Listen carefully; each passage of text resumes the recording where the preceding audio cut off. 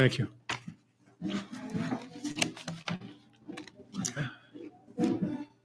Here we are. Good evening. I'd like to welcome everyone to the August 6, 2025 Plastow Planning Board planning meeting. Charlene, can you call the roll, please? 1 second. Okay. Richard Anthony, Here. Karen Robinson, Here. Dan Kane, Here. Rich Leclerc, Here. Nolan Pelletier, Here. Bill Coy, Here. Liz Costa. Here. Excellent. All right. If you haven't already reviewed some minutes from July 16th. Any changes, updates, or anything?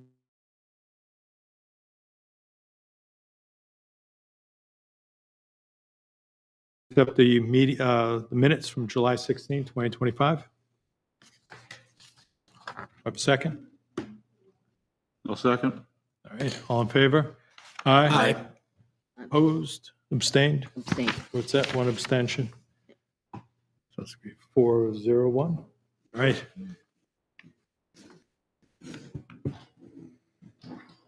All right. And Karen Robinson abstains. All right. All right. Next on the agenda, we have a public hearing that was continued for the rules and procedures. So to that effect, we'll just open, well, the hearing wasn't closed, but it's continued, so we'll continue with the public hearing on the rules and procedures. All right. Last meeting, we had read everything from our rules and bylaws into the record. The changes weren't noted and read at first. All right.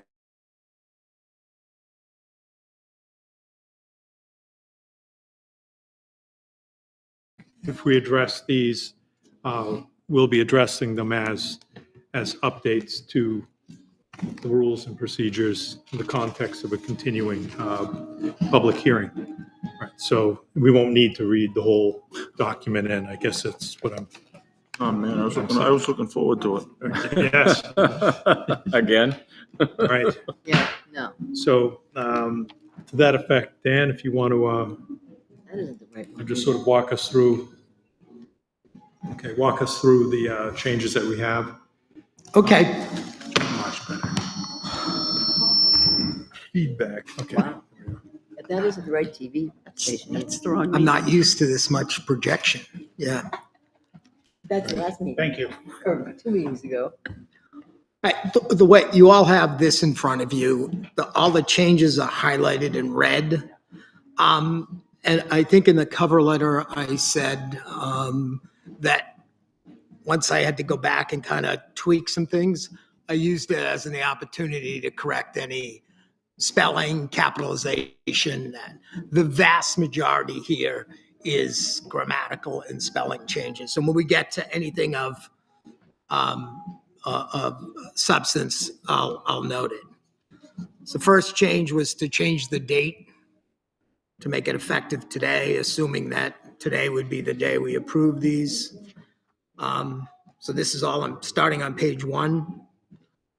On 225-1A, I capitalized subdivision and clarified just that it would be under RSA 674-35.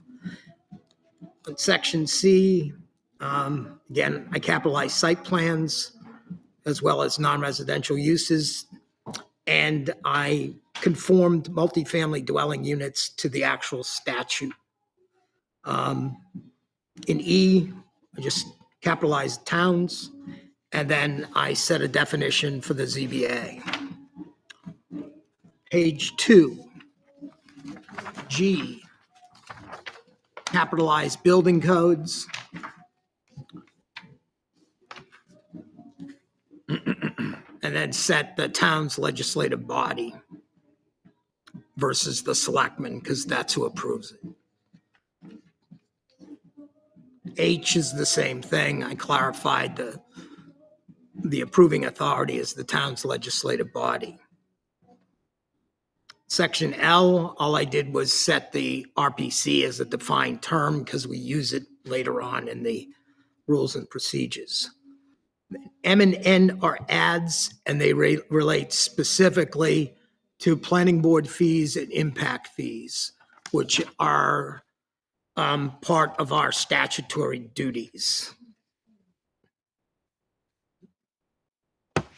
And just for clarification, M, I mean, it is anchored in statute. So Yeah, it isn't- anytime I put an RSA reference, you can go to the RSA and see it there, as well as our authority actually to charge fees to offset some of our expenses really comes from the subdivision and site plan regulations.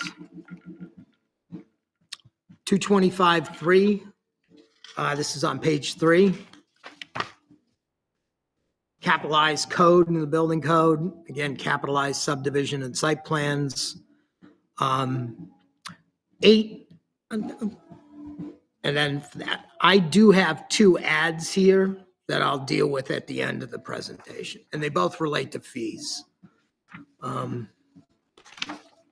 Page 4. In C, what I recommend creating is a mechanism that we deal with changes in spelling, grammar, correction, restatement of statutory citations, the assignment or modification of section numbers, that these aren't considered a substantive change to the rules of procedures, and we can do those without a public hearing. We can give ourselves this right. We have it in the zoning ordinance that we can make these types of corrections. All right, so there would just be Scribner type errors. or de Absolutely, minimis, yeah. Type changes. I mean, we use it provided that no substantive change to the rules shall occur as a result of the aforementioned changes.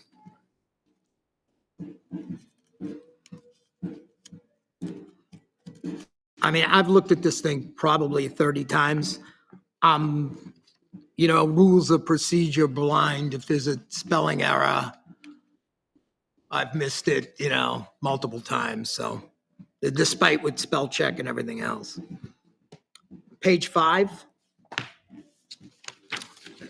Instead of NH, I put the word New Hampshire. Fixed numbering.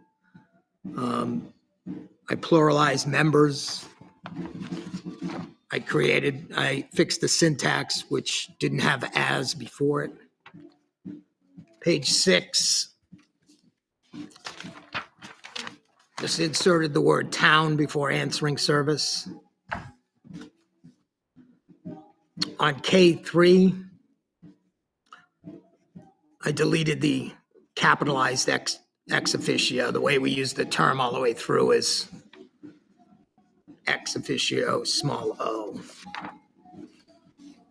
On 7, the top starts with number 2. Again, I just bolded the RSA reference. That's the convention that we've used throughout the entire rules of procedure.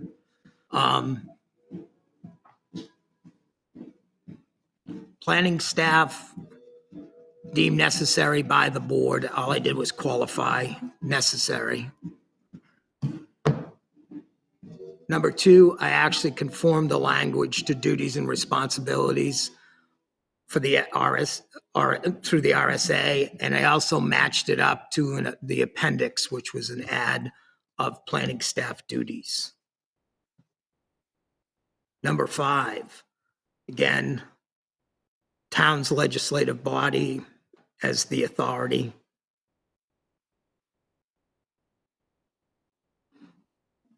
Qualified that any arrangements need to be made by a majority of the board. And then when the board should be preparing its budget, and we submit the budget to the budget committee, not the board of selectmen. So I just clarified that. Page 8. Again, once I defined ZBA earlier, I use it throughout the 03. As we've seen in some of the thing, there's some confusion over the capital improvements program. All I did here was create a mechanism deciding on how we want to go that allows us to do it. And would survive, in my view, would survive if we wanted to codify how the CIP program is constituted now. We'd have to do that through town meeting. This means we just don't have to go back and change this language if that's done. So, Because right now, the enabling authority with respect to the CIP establishes two versions, a primary version or an alternate version, right? And, either way, the relationship of the planning board is subtly different depending what particular version the town adopts. So this would allow us to basically move between those changes, right, Dan? yeah, and it just gives a little more latitude so we don't have to go back and amend these. So whichever way we do it. Also in 4, and this all relates to the CIP, is, well, it could have been implied, I wasn't sure it was, so I just made it de facto that at the board's discretion, the subcommittee of the board could be made up of non-board members. So other town boards, other town commissioners could be part of a subcommittee of this board. Yeah, the way this CIP is set up now, you have 2 from the planning board, there's 2 selectmen, and I believe 2 from budget. Because those are all the parties that are involved in it. Correct. But the statute doesn't necessarily support it that way. So this just allows us to kind of tweak it and correct it. And then if want to change it through town meeting, then we just change it.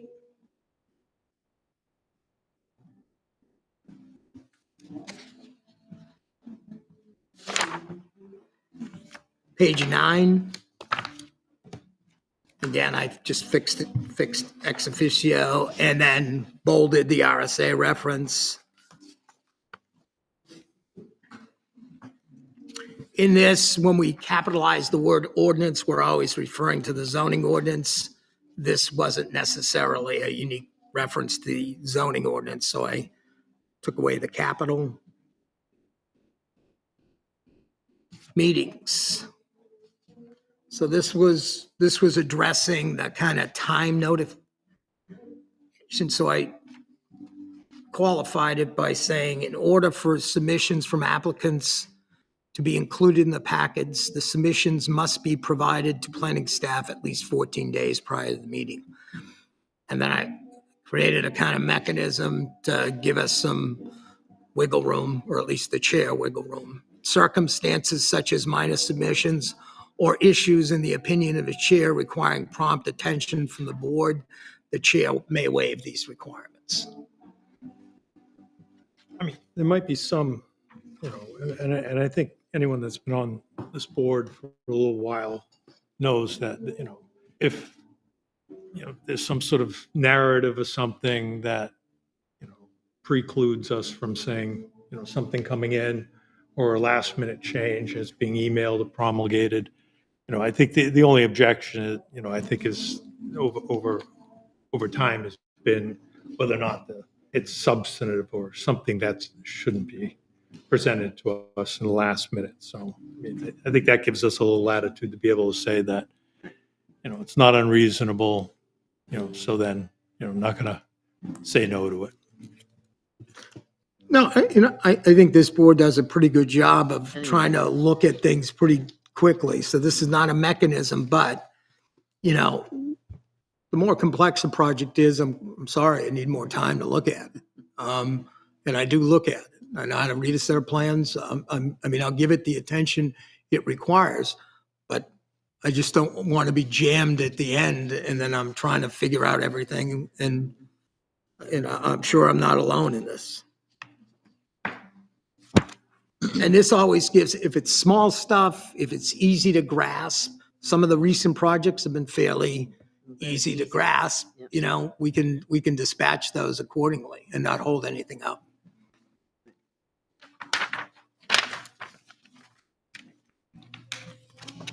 The only thing I added CIP updates in the workshop as a topic. Page 11, I just capitalized the word board down in item L1.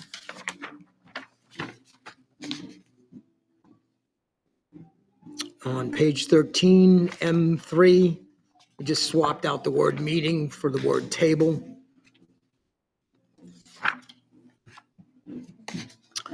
On page 13, again, these are all typos, not typos, but capital terms that weren't otherwise capital in the original version. 14,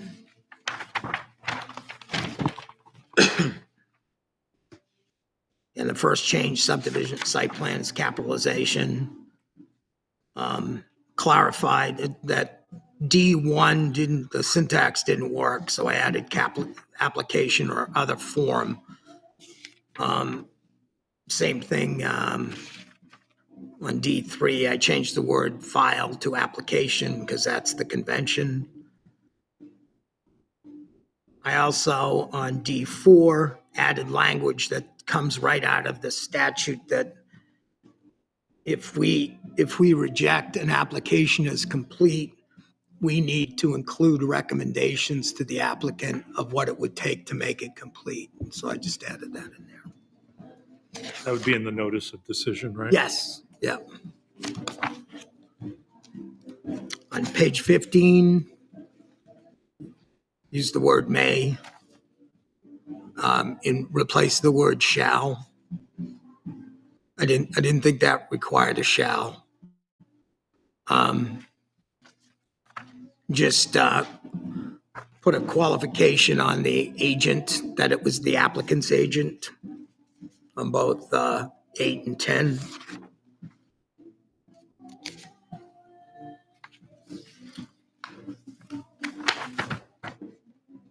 Then on 16, I just changed the word from allowed to permitted. We use that kind of term throughout the rules of procedure. They used in the ordinance too, so I just made it work. Page 17, again, a bunch of capitalizations. And in 225-10D, I just fixed syntax. Include the chair versus chair. 18, I deleted the word zoning in F because, again, we use the ordinance as a defined term. So Where's that? Where is it? Yeah. is See it. F. So 18F at the top. If you look, there's a little line. It says deleted zoning. It's on Okay. 17. The changes. Okay. Again, in appeals, that's capitalizing terms. And B was syntax. When you read it, it didn't really, it knew what the intent was. So I just clarified this with this policy will cover all, and then went into, left pretty much alone, other than, you know, changed we define these rules as the rules, so change the, rather than bylaws, capitalize the various terms.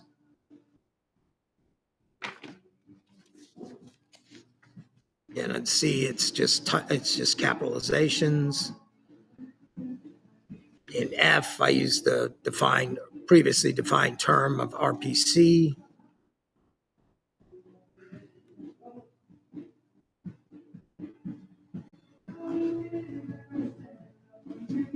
And took away, we don't capitalize members, so I changed that.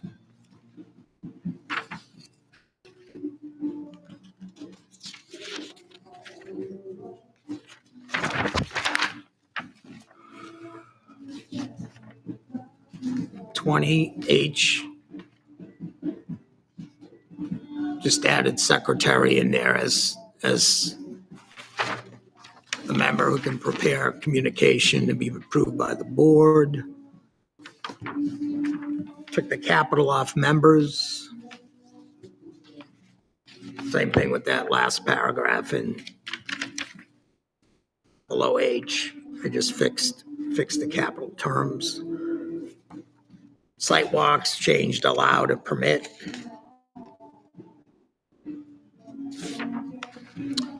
And 21 is, this was circulated a while ago, which I never received any comment back, but this is the description and duties of planning staff. This is in the 95+% of what was pulled out of the subdivision and existing regulations of description. There's nothing new in here. I didn't add anything new. I took it straight from the thing. In looking at it, I don't see anything in here that would be remotely controversial. It just says this is generally what they do for us. And you know, when I was first looking at these rules, this might have been in there for the last like 15 or 20 years, something of this version. So, and it's been in there forever. So that's what we have, but I just want to bring up 3 things I added, okay? So if you go to page 3, I added a number 8. So 225-3A, public hearings. So this starts off with a public hearing shall be held as required by the New Hampshire RSA's 4, and I listed 7. What I forgot to include was the adoption or amendment of impact fees, and that's pursuant to RSA 674-21-5, Section B. And then 9, adoption and or amendment of the planning board fee schedule under RSA 673-16. 73C? 673-16. Oh, 6. And I'll give this all to Charlene. So that's All right, so 8 is the adoption of what? As you said, impact fees? impact fees, and 9 is fees. We have to, if we make changes to those, we have to have a public hearing. Oh, yeah. So even if it's not in here, we still have to have the public hearing. Okay. And on page 7, I mentioned this as I was going through. In 5, instead of Board of Selectmen, it's Town Budget Committee.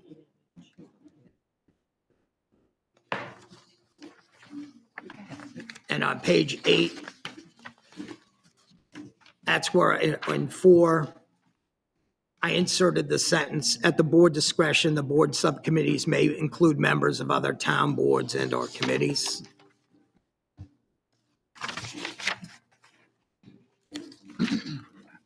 Again, that was a result of the conversations I saw with council on CIP.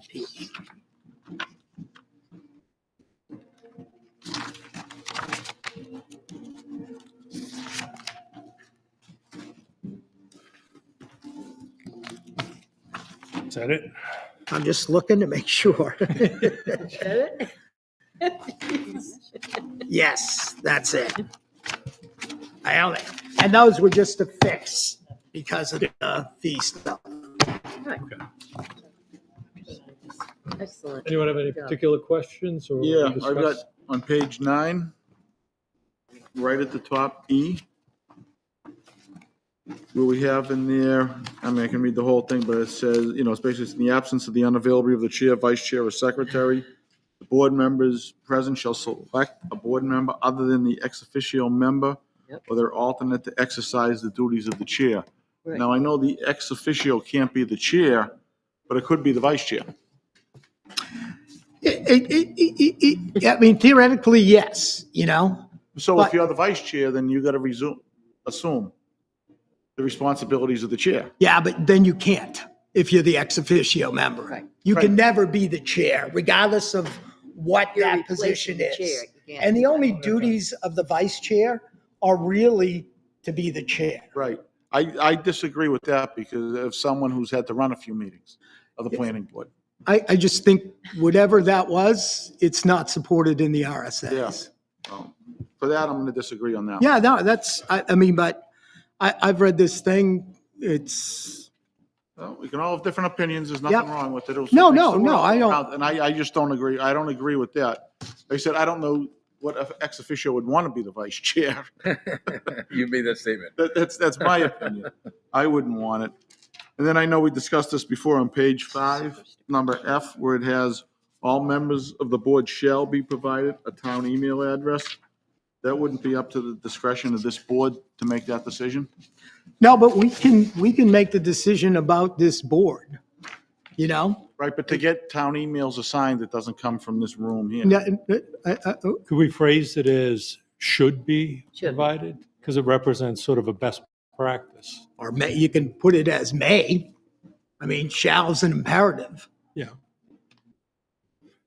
I just struggle with the whole email address thing. It's just that I'm an elected member of a board, volunteer my time, and I can't have a town email address.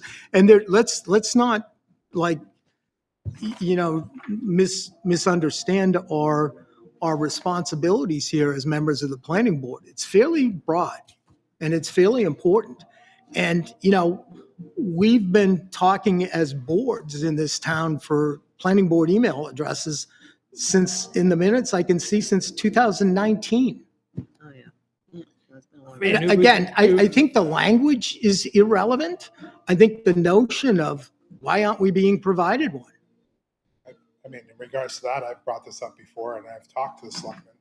I mean, you're sitting on a board, you're an elected official, and people should be able to contact you directly. No question. Because you're their representative on that board.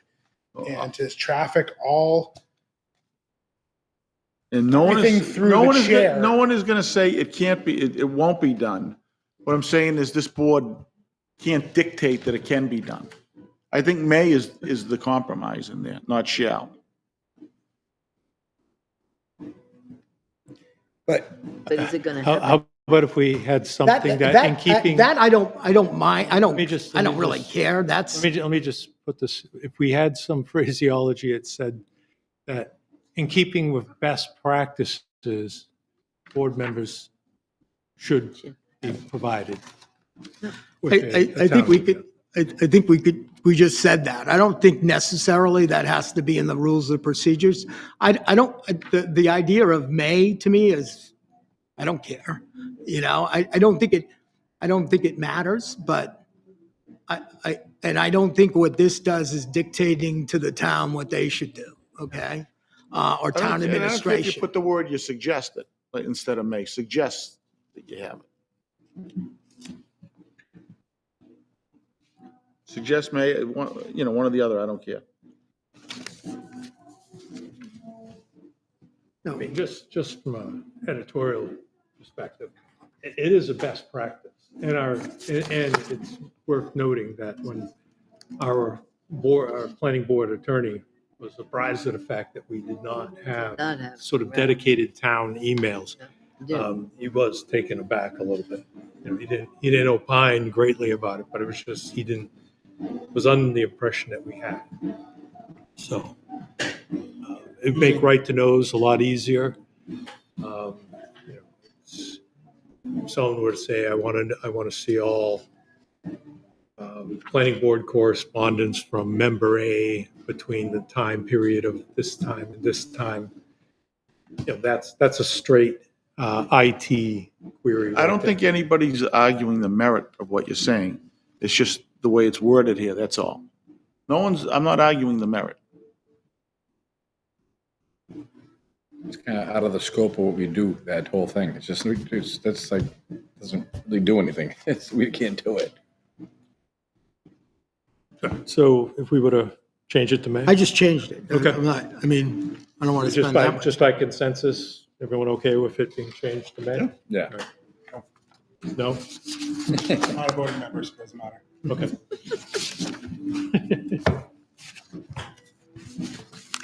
All right, anything else? All right. There's nothing. Does anyone else have any proposed changes that we want to make?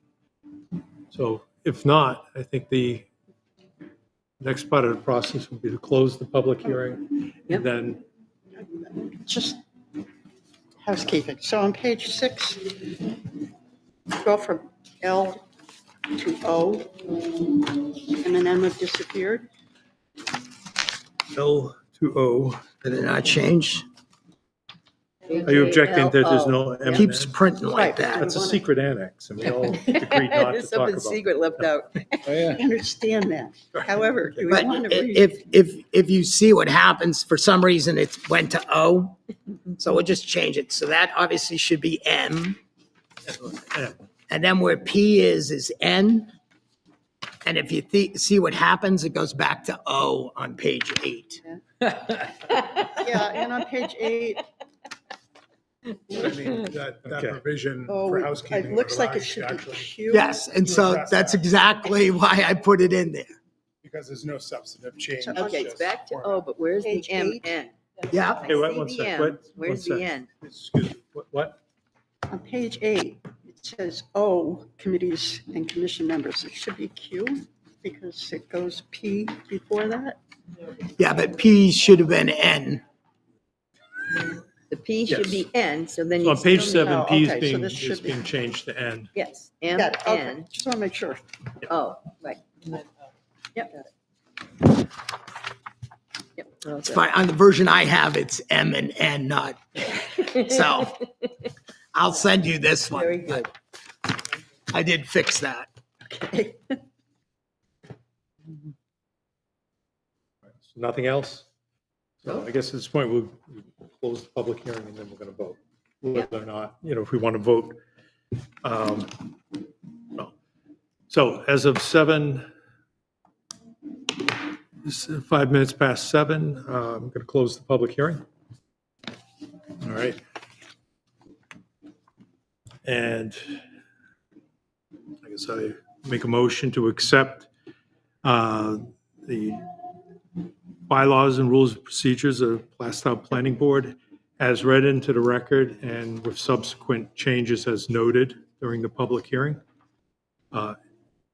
In total, I'll second. Okay, yep. second from Dan Kane. Right, any discussion? I'm just gonna say, I'm gonna vote no because of what I said on page 9 about E. Fair enough. All right, if not, all in favor? Aye, Aye. opposed, Opposed? abstain? 4-1-0. Bill Coy abstaining. All right. All right. That said, we'll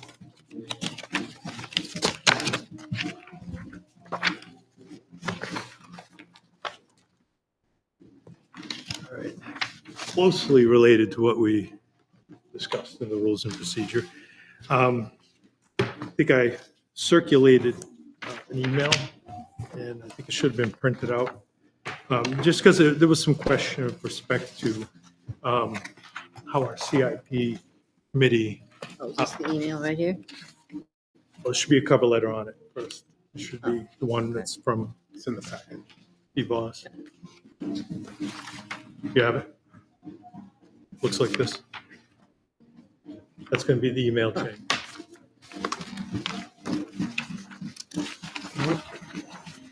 I don't know where I went. It's in the back. Oh, in the back, okay. I was going through all this, but there you There go. we are. Yep, it's in the All back. right, so with respect to, how the CIP committee is constituted and who makes it up, there was some back and forth about,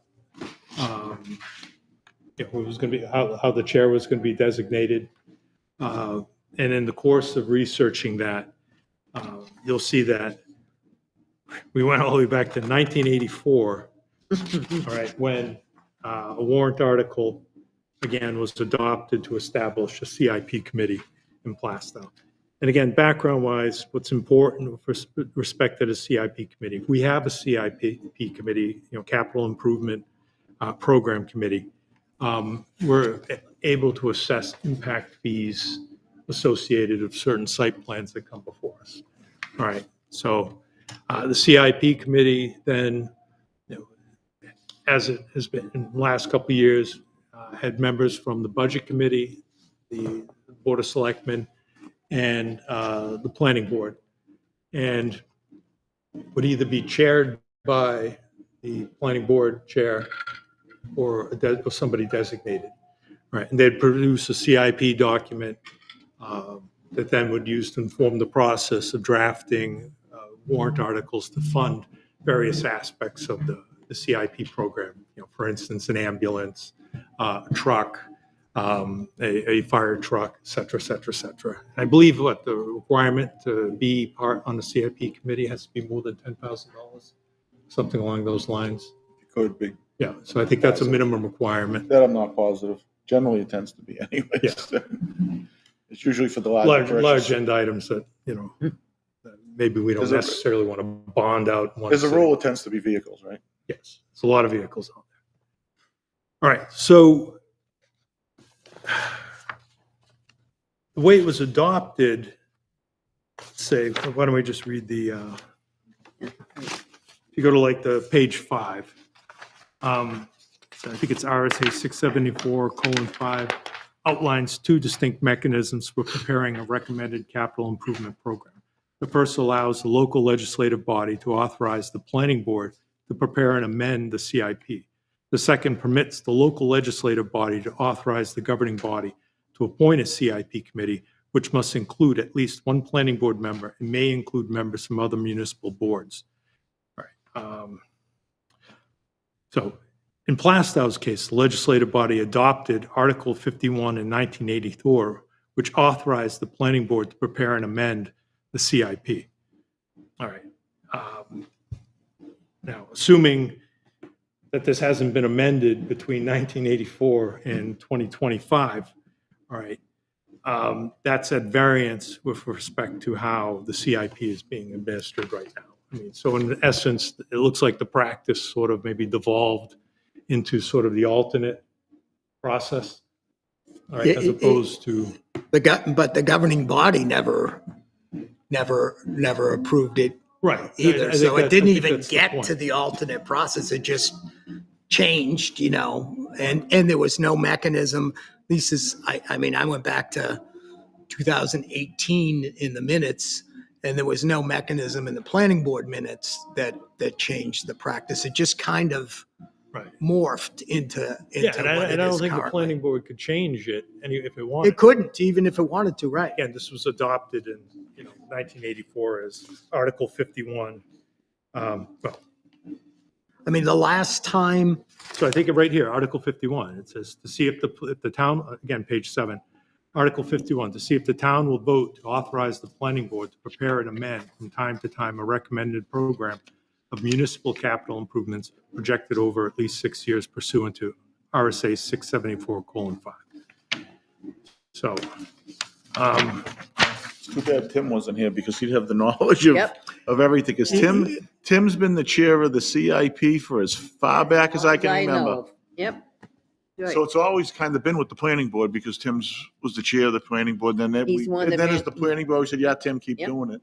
He posted all the meetings. He told us Correct. when And it's going to as- be, how many times a as year to meet. Tim stopped becoming the chair of the planning board, that's when you can see that That's when it things kinda kind of fell died. apart. Yeah, because It- he wasn't the chair the last few years, but he was still doing the chair of the CIP. Correct. But I mean, you can see in the town meeting, the last time the planning board was actually on the ballot, as approving the CIP was 2019. And then 2018, excuse me, and then stopped appearing altogether.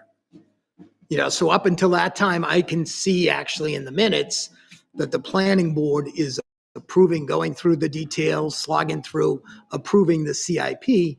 and Tim was still chair then, you know? Tim probably stopped being the chair. I think that was when I think Tom, Jim, right? So it would have been about 5 years It ago, was the- maybe? yeah. Jim Somewhere Peck. Tom was around the there? first It one. was that Jim the chair. Peck. Yeah. Yeah, when Jim Peck became the chair. then Okay, so Tom- it would have been yeah. right before Tom. So, Yeah. yeah, so you're Yeah, talking, it's yeah, before yeah, so Tom. that sounds about right. Yeah, that's. Yep.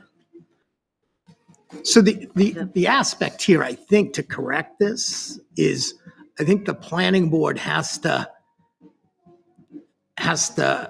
take responsibility for the CIP and then turn around and designate the subcommittee. It was Tim who actually started the CIP. That was his baby. Right, because that always was, and he did it. And I think, Yes, exactly. I think the way the committee is set up now that reviews it, I think is good because it has the three groups in it that have to look at it, right? Yeah. Planning, budget, and the selectmen.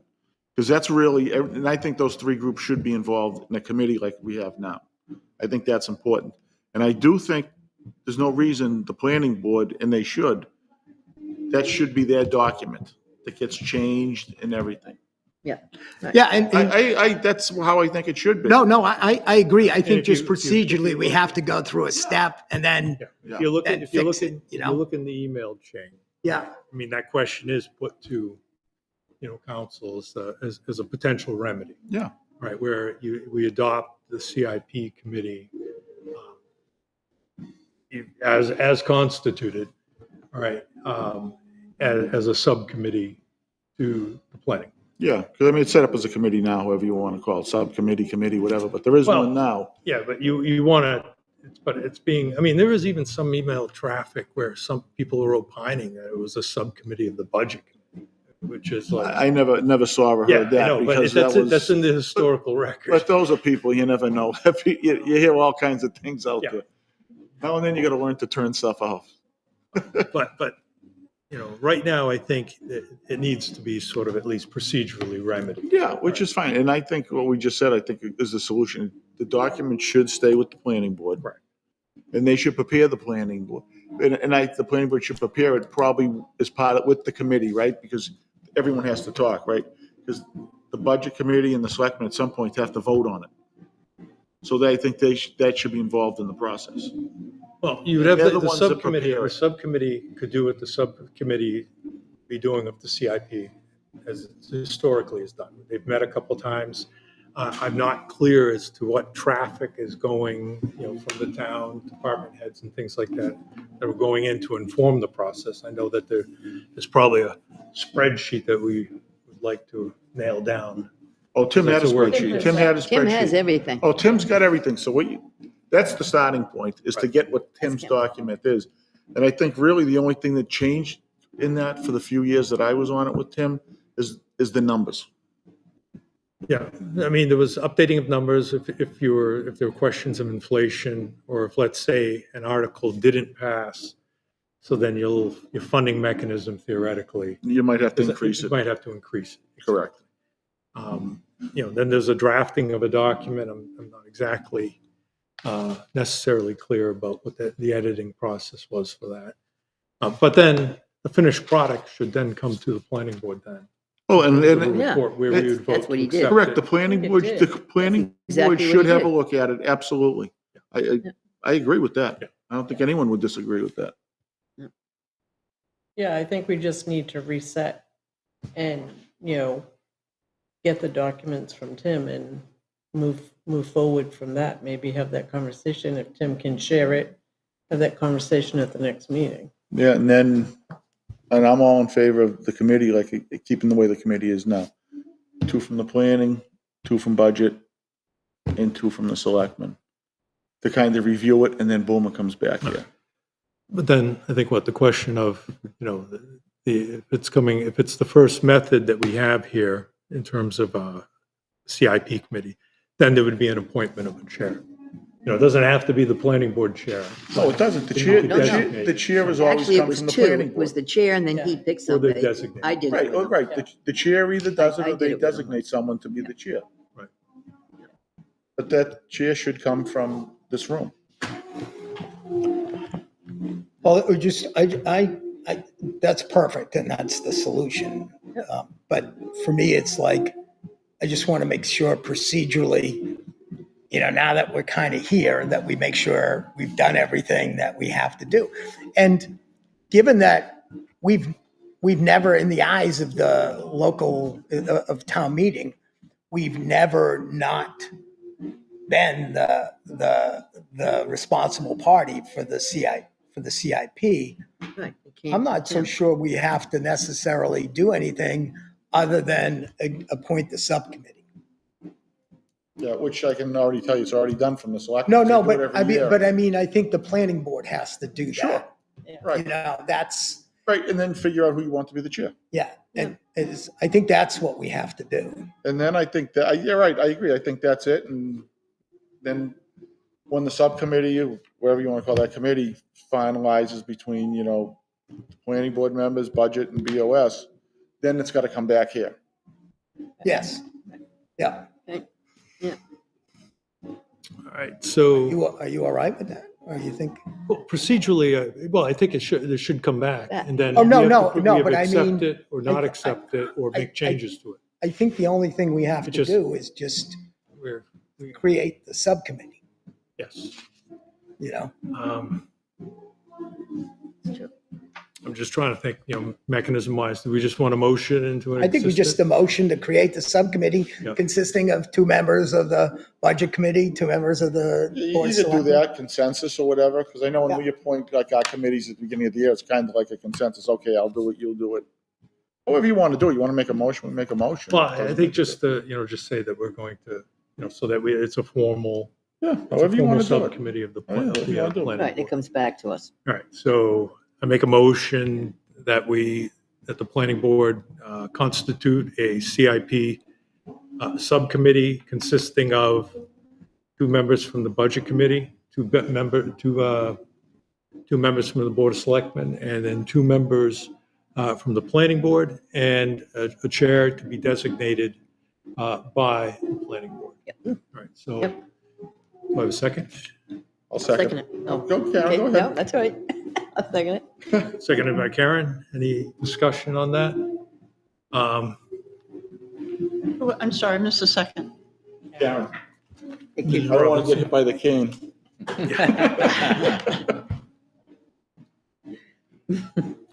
Any discussion on that? Is there any nuance need to be, do we want to, well, I guess the people that are designated will be the ones that their particular board puts forward. Yeah, and we've already done it on the selectmen level. Yeah. We did that back in March when we reorged. So then it's just a question of I think budget did as I well think too, didn't budget they? did it as well. budgeted as Do well. they do it? Yeah. We did, but If you want to redo it, you can redo it. so I it's no think problem. we'll probably have to redo it, because then there was some question about, Sure.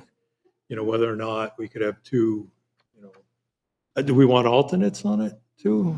You should have 2 and you should have an alternate.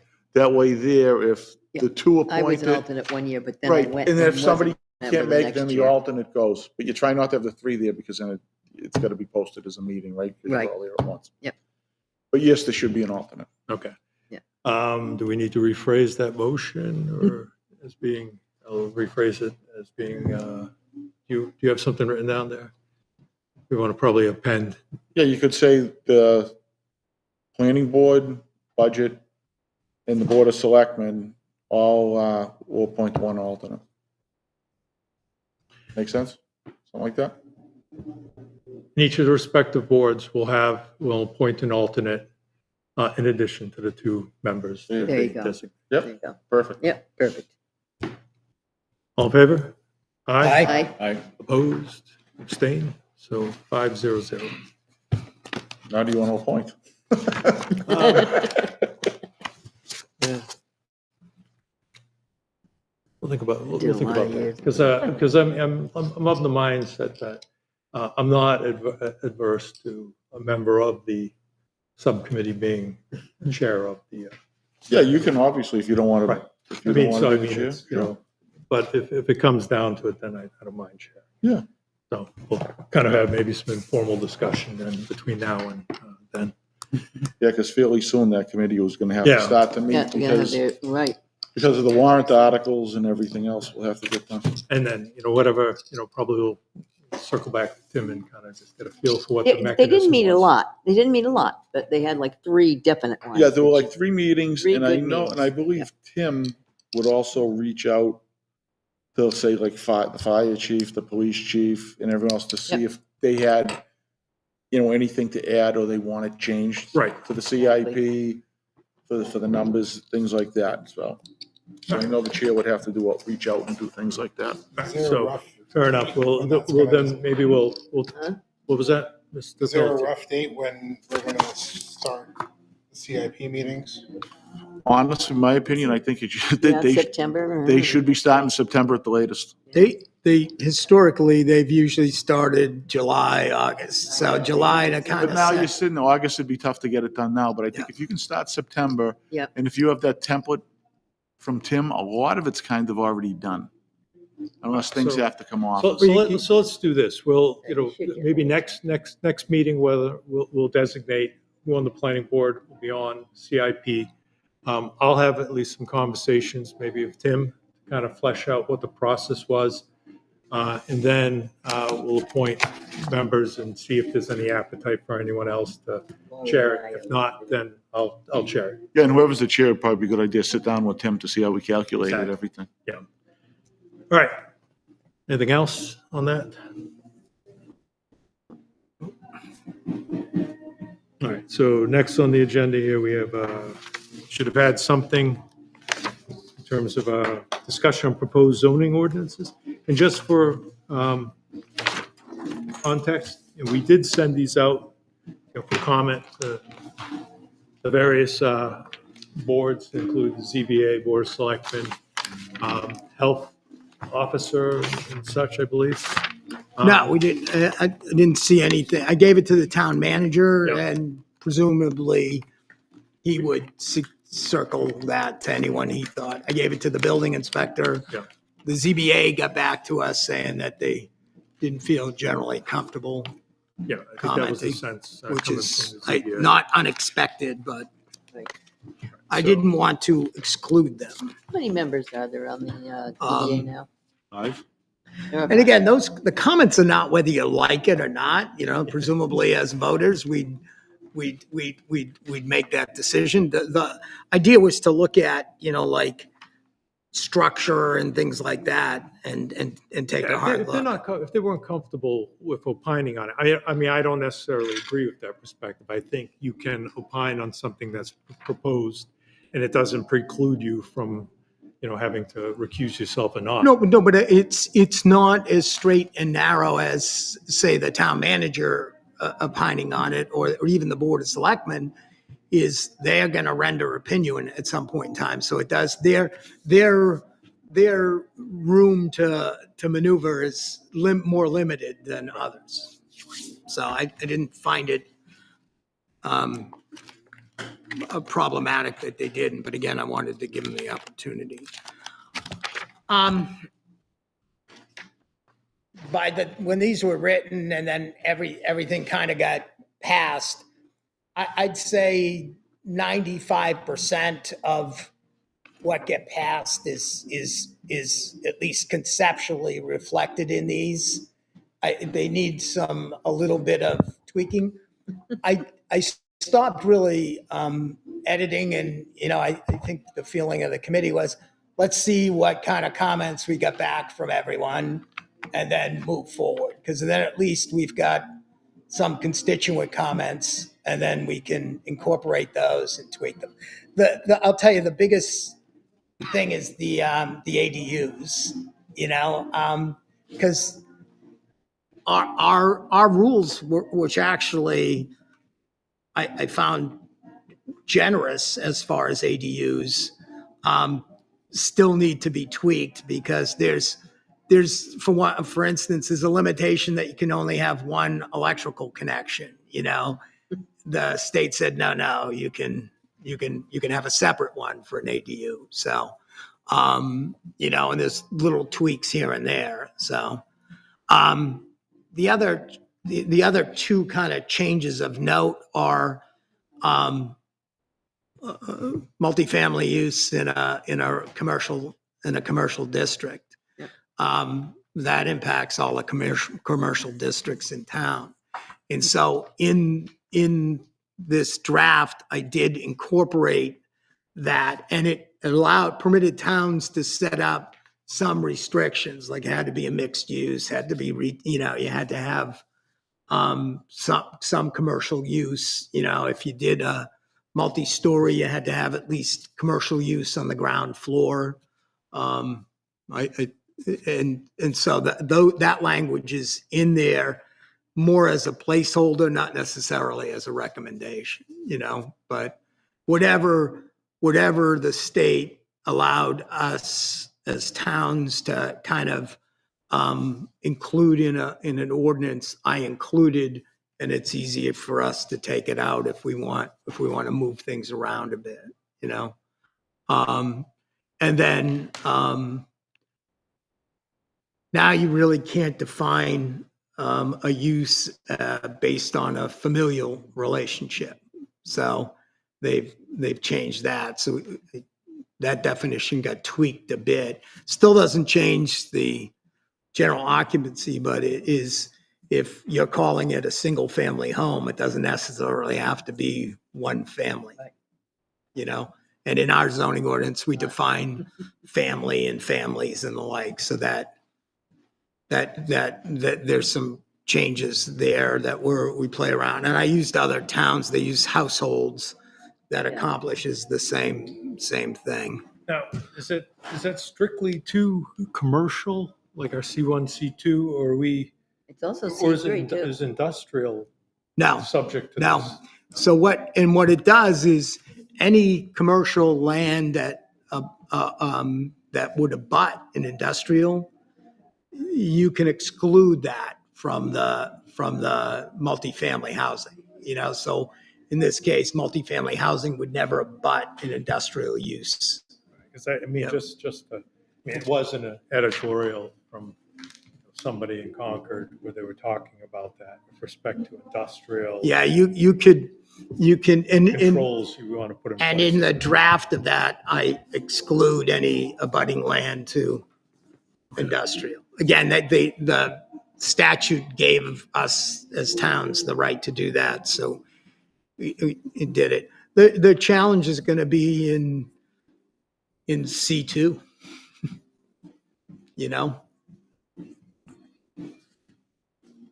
and you've got, and the VC, you got aspects of that. So right now, our zoning defines, even though we call it commercial too, it's primarily a residential district because the vast majority of the lots are residential use.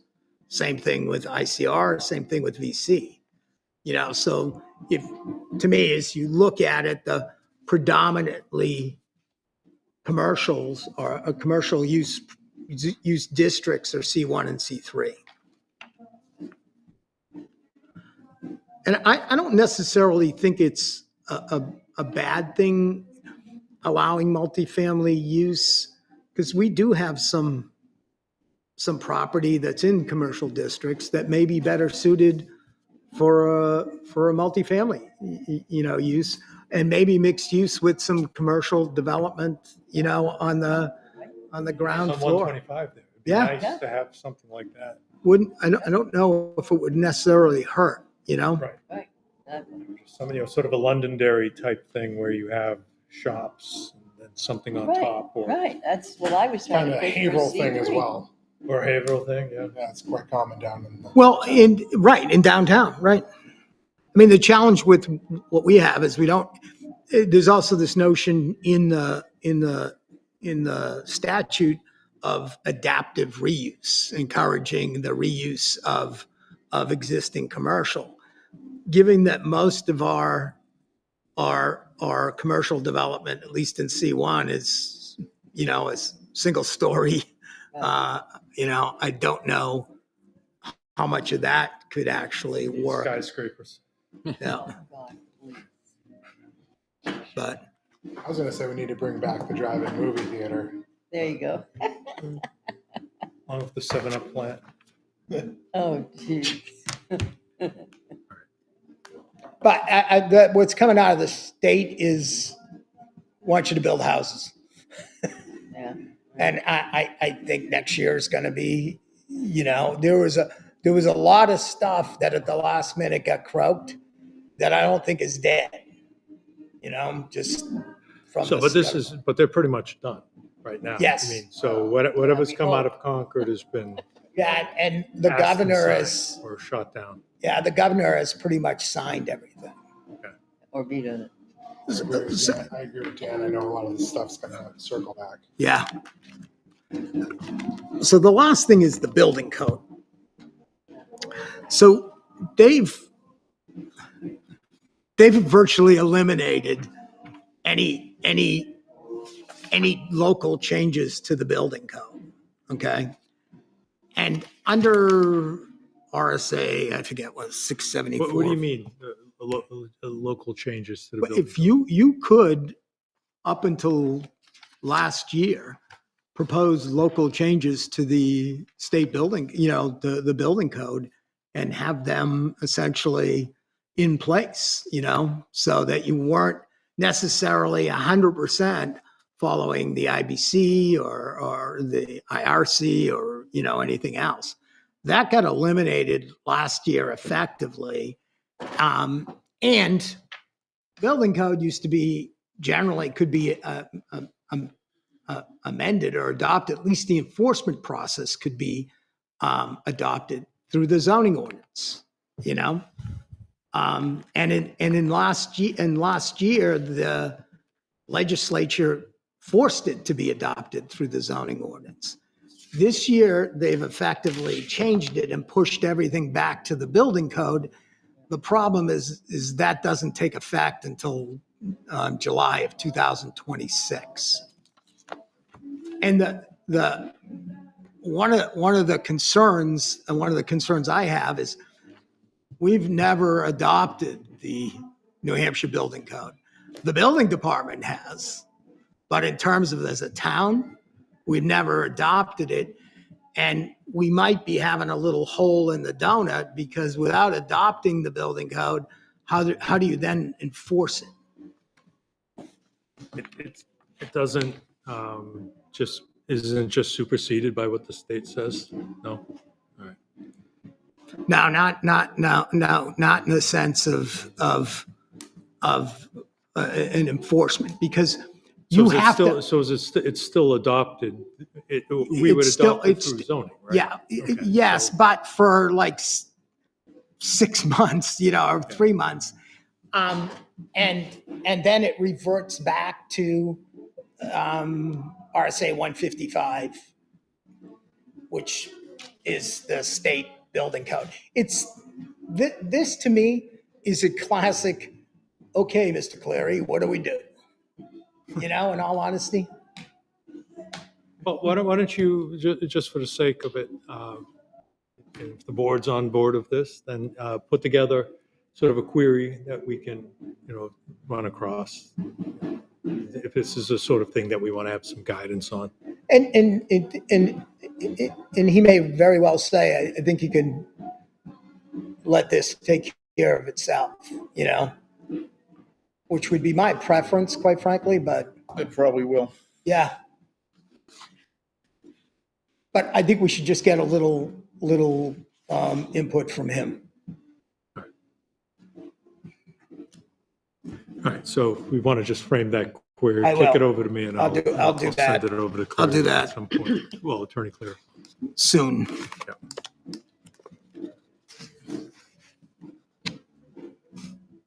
Anything else, or? So, I mean, read through it. There's a bunch of definitions. Yeah. So in our zoning ordinance number 3 is kind of a hodgepodge. It captures a lot of things. What do we want to do with storage facilities?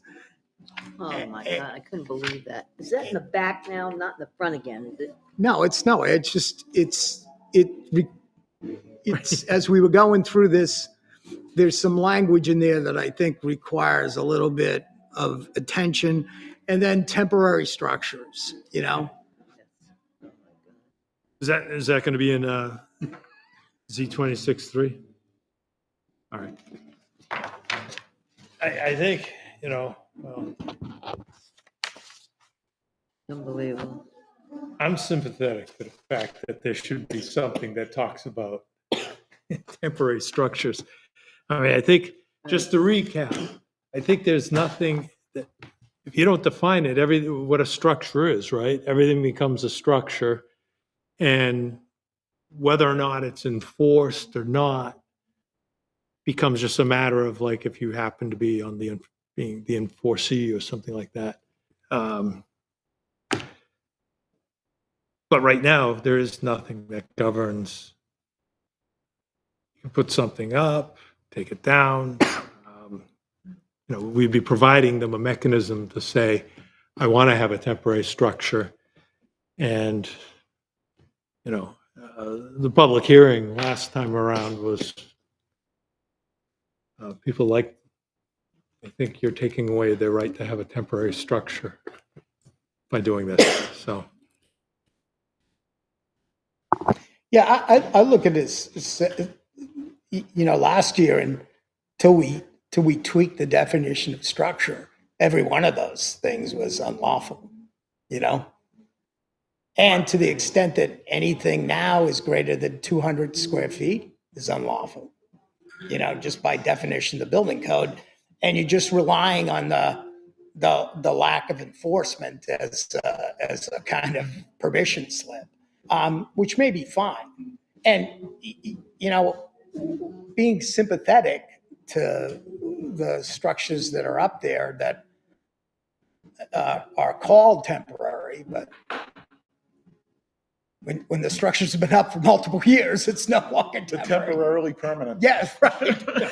I actually tried to create, I don't even know if this could fly. I was going to wait to see what council said, was to try and create an exemption that as long as you were under 200 feet and you just marked where it was on your property, you could Under send that in 200 at feet 11. From where? No, under 200 square feet. Okay.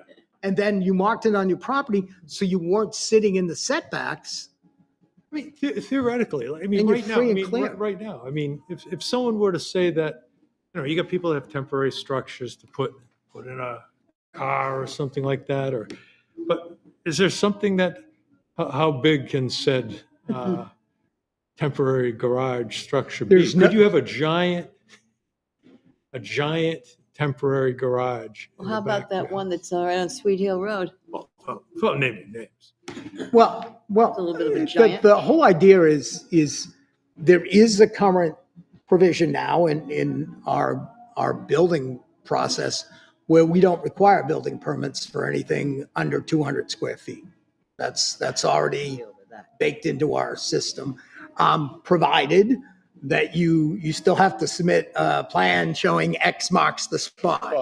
And it's a simple letter that, hey, this is it, which I think, and if you look in the building code, the state building code, there's a whole list of things. I included them in the example. There's a whole list of things that don't require building permits. Could you have a 500 square foot temporary garage? You could, but you'd be building an unlawful building or structure. Exactly. Well, Yeah, I don't It- They're all- the they're all- nature they're of all- the nature of the structure, a temporary permit's almost irrelevant. They're just what I'm saying is just that, I know, it could be small, temporary, illegal temporary structure, well, but if it was under 200 square feet, it's irrelevant whether it's permanent or temporary.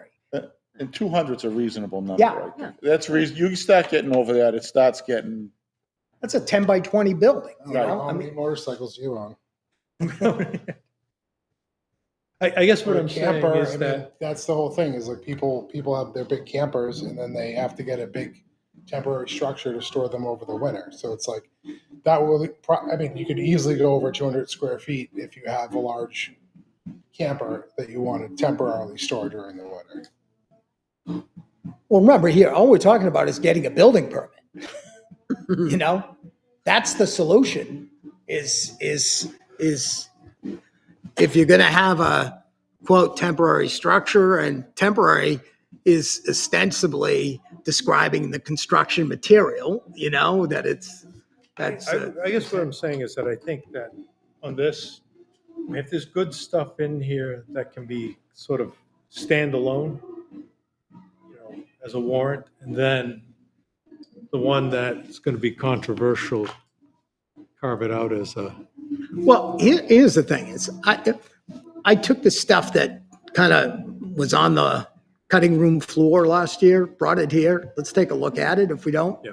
think it makes, or we don't think it accomplishes anything, I'm more concerned about the storage containers language, especially for that use that borders residential use. And in the language you see in here, if you look at, that's what I was trying to do, is to say, okay, that's in our zoning, that's really an industrial use, is even if it's, we permit it in the commercial districts, then what are we permitting? And to pay attention, I think, to what's abutting a residential use property.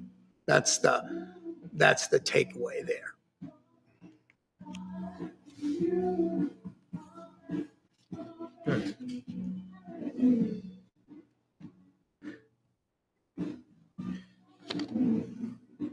I think what I was, I understand that all temporary structures technically are not permitted right now. And that's the argument that you're going to hear from somebody like, I want to have, I have something for, my car. But then let's say you have 50 motorcycles and you want to have a giant version of what somebody's one car wanted. Presumably someone's going to come down and say that, no, that's an illegal structure that you have there. And so that's where the arbitrary enforcement comes in. Well, it didn't work on that one. If we don't have something in place. Because then it's just like somebody likes your nice little temporary structure, but then objects to your giant temporary structure, and it's just because of enforcement. Someone doesn't be exercising capriciously. It seems to me we should be able to find some kind of happy medium here, quite frankly. But What's just, in the language, what's to stop you? If it's a single structure and it's not over 200 feet, what's to stop you then from putting multiple small structures? Covering your yard and small structures. eventually lot coverage. That's your limitation.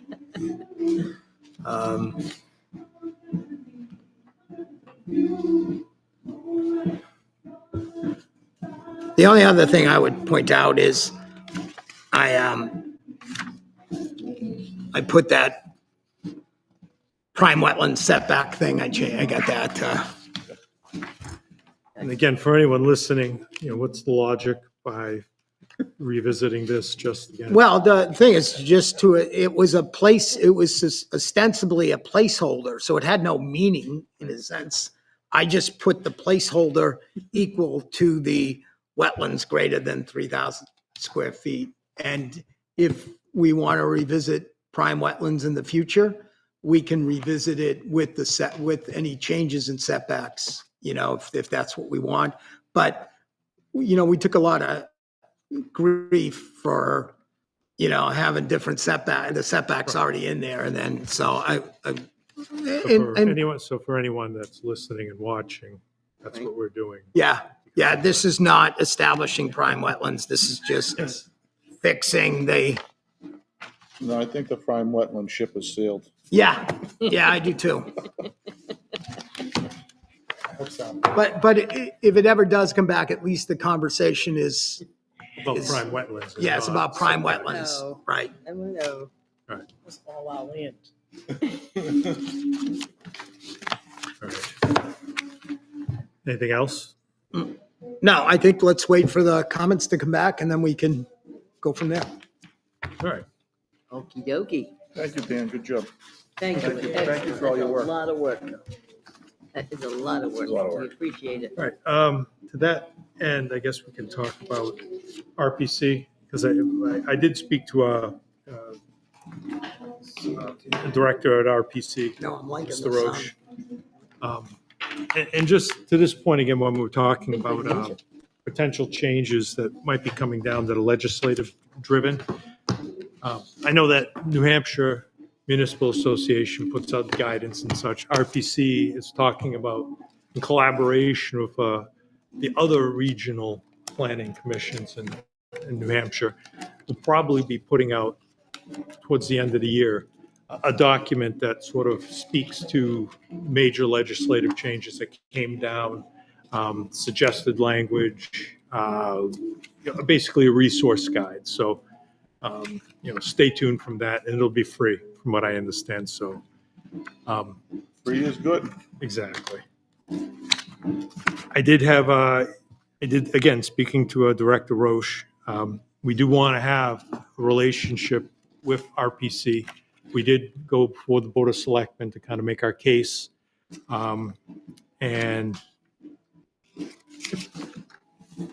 Director Roche should be, again, any day now, he's working with people at RPC to talk about what it would look like if they worked with us. Right. And to that end, I emailed the town manager, and sooner than later, I'd like to see some movement between the town and RPC. And if you don't mind, Bill, if you could maybe take the lead on that. I kind of committed to, Mr. Roche, that I would talk to the town manager and, kind of get something before Friday, at least, reaching out contact wise, and, whatever mechanism has to happen. I mean, if there's going to be a proposed contract that's coming from RPC to us that needs to be reviewed, or if they're looking for us to sort of draft something, that's fine.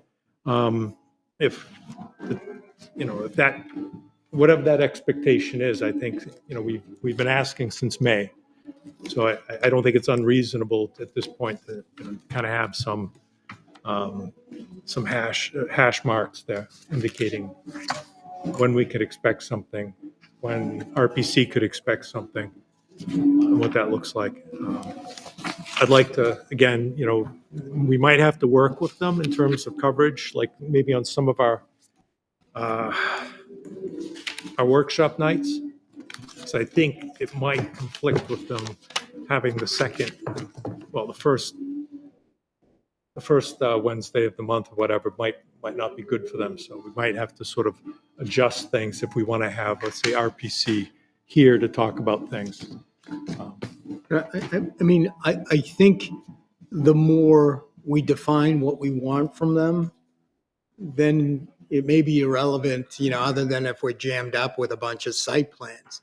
When they come, if they came for quote regular meeting, and that made sense. And, my vote is to get them on helping us with the master plan as I reiterated that, Yeah. that we're looking for like some guidance to Yeah. kind of move expeditiously on master plan updates. I did point out that they do have some outstanding editing work that they need to do for us for because that would our last go around.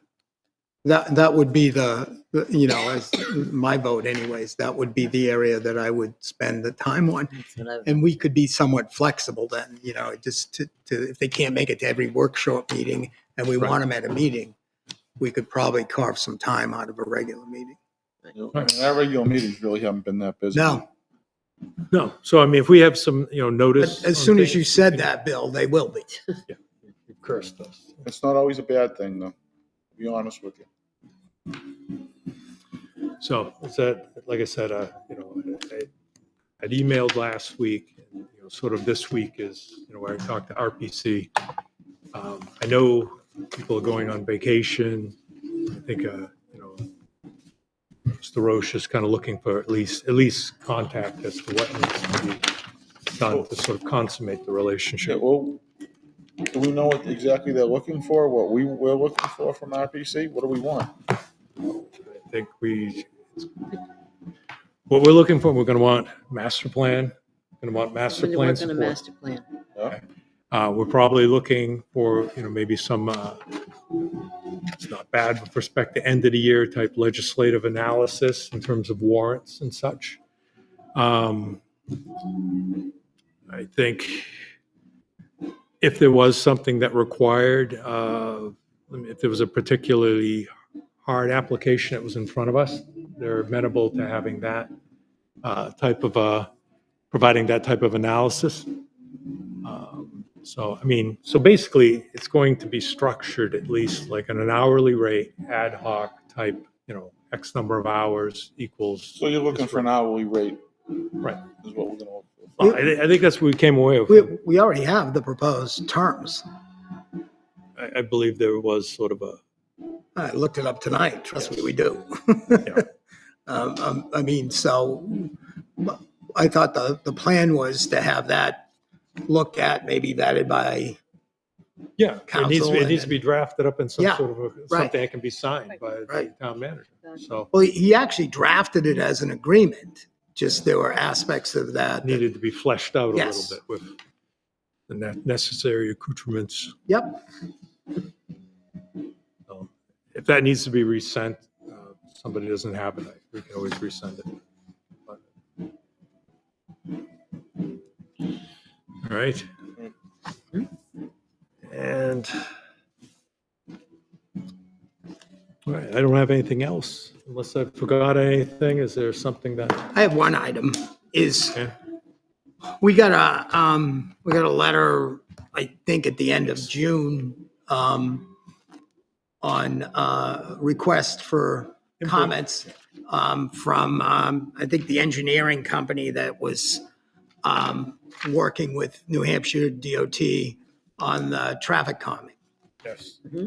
And, I think we should respond to that letter. It was just asking us for some fairly straightforward information. I mean, this is master plannable right here, this is That's what I'm saying. transportation 101. So Well, no, that's to that point, again, we've always talked about the traffic calming and, That's exactly what we have DOT asking us for input. I think, there was an email that was sent to everyone, and I believe it was pushed out. I could revisit that tomorrow, maybe reach out to that individual and, see what the mechanism for comment that they're looking for. But also, why not involve the planning board a little bit in terms of that conversation? I mean, to that point, Karen, you did Yeah. some research. All the research that I've done, and by the way, my printer broke, so I'm gonna need to, I don't know, Charlene, if somebody can, Right, the research, Do the rest of the you would do, reports. the research that you were doing, again, was to looking run at, off 5 copies, so everybody else. has well, one. once we, Well, for next meeting, the next meeting. Oh, no, not now. Yeah. right, the research that Karen was doing, Wouldn't do for the that to board you. was to look at various towns' master plans, in terms of. What they've just- done, are going to, or haven't done. So to that end, you have something from, Right. is it Kingston? or- Kingston was the last one, right, and that's the one we're gonna be doing the report on, to run off. I thought it was exactly what the planning board is doing for each town is what I also got information on. And for them, they're behind us, so that makes me feel good. They're a year behind us, so what they're going to do is start with the survey and the housing, just like we did the last year. They're starting there. Then it said on this one here, the current chapters, including one was transportation. And I thought we keep talking about handling, the Main Street and keep handling different areas in our town. And so I thought that could be one of the committees, to actually really work on it this time. And then combine that with, like they did, they've done some things on, I don't know, community facilities. We really don't have anything like that either. Community facilities, I think we've got for the seniors, we have, Vicari. right, we have that one. And then just in general, community facilities. I mean, I was really hoping that wasn't just going to be a gym. No, the only thing we have is like the library, I guess, but that's. Yeah, about that's what it. I'm So saying. That's kind of about it. So I was just kind of trying to look at those two together, because I don't know, I just thought those would be two smaller ones that we could maybe really get something done on them. And these people really do have some ideas that they've done. And I really got a kick out of this because this made me think of our Tim. The planning board wishes to recognize Glenn Greenwood, who has been our town planner for over 30 years. He has the knowledge and historic memory of all our ordinances and New Hampshire statutes to guide the board in its decision-making. And that sounded like a definition right away, of Tim. But they have a part-time land use administrator. I thought, some of these things in here are really good. They really are. It's an exemplary job of supporting the board and helping applicants through the process. So they actually, good land use, suggestions. Not just letting somebody just clear a whole lot and do it, you know what I'm saying? It's worked for them for, a long time. And it just was a committee that I saw. This report, if we get this run off, it's just like the other one in Wyndham, which they're done with theirs. So they had some very good ideas in there too. But I just thought something small that we start with maybe, and one that we keep talking about, but we're not going anywhere. So that was my idea, but I think we ought to make a decision on what type of, and maybe after looking at these, we can make the decision of, I've got others too, a decision on what kind of committees do we want to start with. I don't know. That's just my idea. Well, I definitely think we could use what we're doing here Right. in conjunction, let's say, with RPC, because we do have a line item on RPC. Oh, and there's a whole thing on RPC they do. We have a line item of RPC where we do have money that's for master plan. Yep. So, That's theirs. They have, So it's interesting reading. It really is, and it should help us. That's what I'm hoping. All right. So I just need to have